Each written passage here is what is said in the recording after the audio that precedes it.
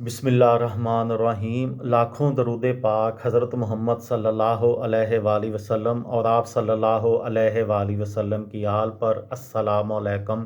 میرا نام افتخار احمد ہے اور آپ میرا یوٹیوب چینل نالج دیکھ رہے ہیں۔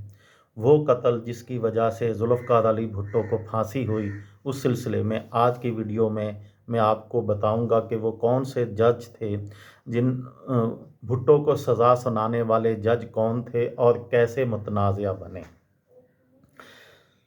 صحافی سید ظفر گردیزی کی تحقیق ہے کہ لاہور ہائی کورٹ کے اس وقت کے قائم مقام چیف جسٹس مولوی مشتاق حسین نے اپنی سربراہی میں justice Zakiuddin Pal, justice MS H Qureshi, justice Aftab Hussain اور جسٹس گلباز خان پر مشتمل 5 رکنی بینچ تشکیل دیا اور بھٹو کو ضمانت پر رہا کرنے والے جسٹس صمدانی کو بینچ سے باہر رکھا گیا۔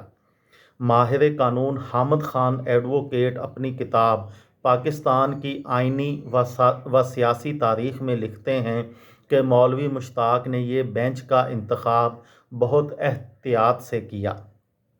ذکی الدین پال بھٹو کے سخت مخالف تھے، آفتاب حسین مولوی مشتاق کے منظور نظر تھے اور انہوں نے انہی کے مطابق چلنا تھا۔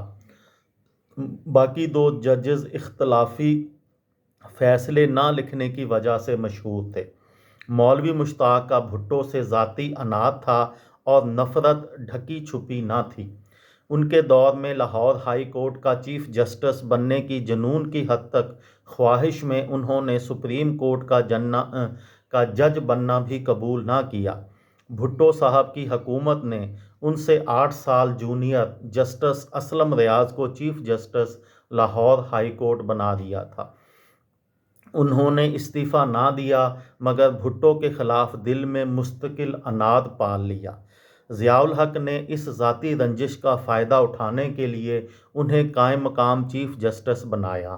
بھٹو ان کی نفرت سے واقف تھے، اس لیے انہوں نے ٹرائل کورٹ کا بائیکاٹ کر دیا۔ مقدمے کی منتقلی کی ان کی درخواست کو بھی مولوی مشتاق نے اپنے چیمبر میں سماعت کے بعد مسترد کر دیا۔ فیڈرل سیکیورٹی فورس کے دیگر 4 اہلکاروں کا ٹرائل بھی اسی مقدمے میں ہو رہا تھا۔ ابتدا میں کورٹ کی کارروائی عام لوگوں کے لیے کھلی تھی مگر 25 جنوری 1978 کے بعد اسے خفیہ قرار دے دیا گیا۔ 13 مارچ 1978 کو ہائی کورٹ نے اپنے فیصلے میں تمام ملزمان کو مجرمانہ سازش اور قتل کے الزام میں سزائے موت سنا دی۔